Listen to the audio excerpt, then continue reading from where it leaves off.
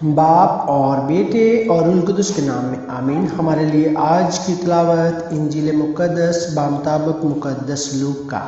اے خداوند تیری تمجید ہو، اس کا 10واں باب، اس کی پہلی 16 آیات۔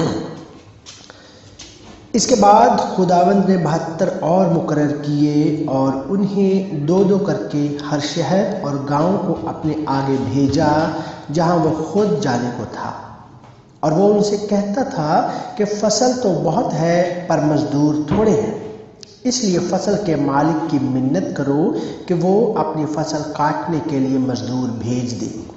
جاؤ، دیکھو میں تمہیں جیسے بروں کو بھیڑیوں کے درمیان بھیجتا ہوں، نہ بٹوا لے جاؤ، نہ تھیلی، نہ جوتی، اور راہ میں کسی کو سلام نہ کرو، اور جس کسی گھر میں داخل ہو پہلے کہو کہ اس گھر کو سلام۔ اگر سلام کا فرزند وہاں ہو تو تمہارا سلام اس پر ٹھہرے گا، ورنہ تم پر لوٹ آئے گا، اور اسی گھر میں رہو اور جو کچھ ان کے پاس ہو کھاؤ اور پیو، کیونکہ مزدور اپنی مزدوری کا حقدار ہے۔ گھر گھر نہ پھرو، اور جس کسی شہر میں داخل ہو اور جہاں تمہیں قبول کیا جائے تو جو کچھ تمہارے سامنے رکھا جائے کھاؤ، اور وہاں کے بیماروں کو شفا دو، اور ان سے کہو کہ خدا کی بادشاہی تمہارے نزدیک آ پہنچی ہے۔ لیکن جس کسی شہر میں تم داخل ہو جہاں تمہیں قبول نہ کیا جائے، وہاں کے چوکوں پر جا کر کہو کہ ہم اس گرد کو بھی جو تمہارے شہر سے ہمارے پاؤں پر پڑی ہے تم پر جھاڑ دیتے ہیں، مگر یہ جانو کہ خدا کی بادشاہی نزدیک آ پہنچی ہے۔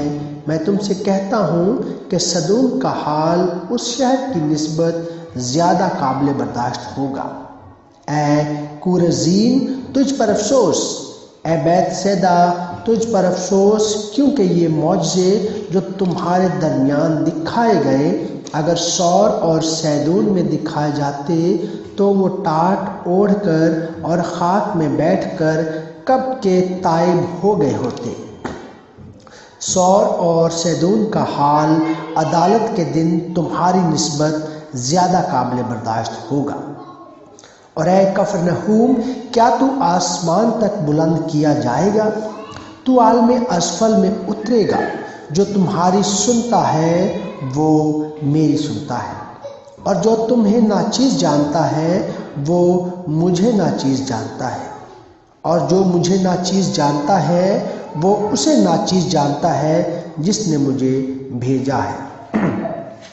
انجیل جلیل کے وسیلہ سے ہم سبوں کی خطائیں معاف ہوں، اے مسیح تیری ستائش ہو، آمین۔